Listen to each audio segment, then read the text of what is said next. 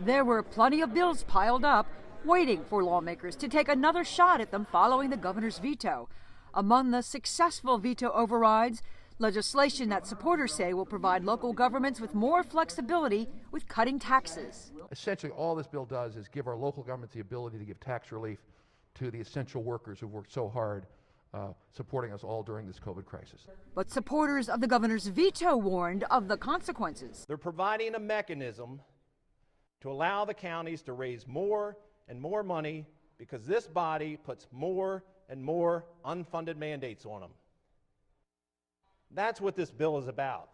Another bill getting the votes necessary to override the governor's veto would remove the governor from parole decisions for inmates with life sentences, leaving those decisions solely in the hands of the state's 10-member parole commission. Maryland incarcerates the highest percentage of black men in this country and holds them for longer sentences. This bill is a minor step in the process of criminal justice reforms that are needed and long overdue in Maryland to fix this situation and right these wrongs. Lawmakers also voted to override vetoes of a pair of immigration-related bills. They call for limits on ICE's use of state databases, prohibit police from asking about someone's immigration status during a traffic stop or investigation, and prevent local jails from contracting to house federal immigration detainees. Delegate Wayne Hartman represents Worcester County, one of the 3 counties in Maryland that currently have such an arrangement with ICE. The families that are going to be impacted, there are 26 families in Worcester County of those folks who are going to be out of a job.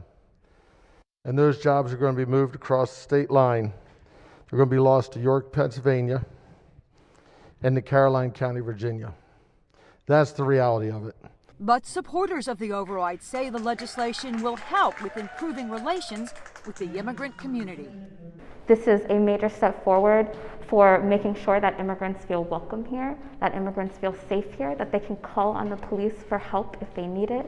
A few of the bills vetoed by the governor did not come up for override votes. That includes a Senate bill that decriminalized use or possession of drug paraphernalia.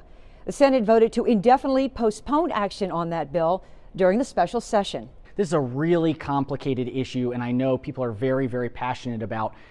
It is important as we move forward that we do it the right way, that we address it in the appropriate fashion.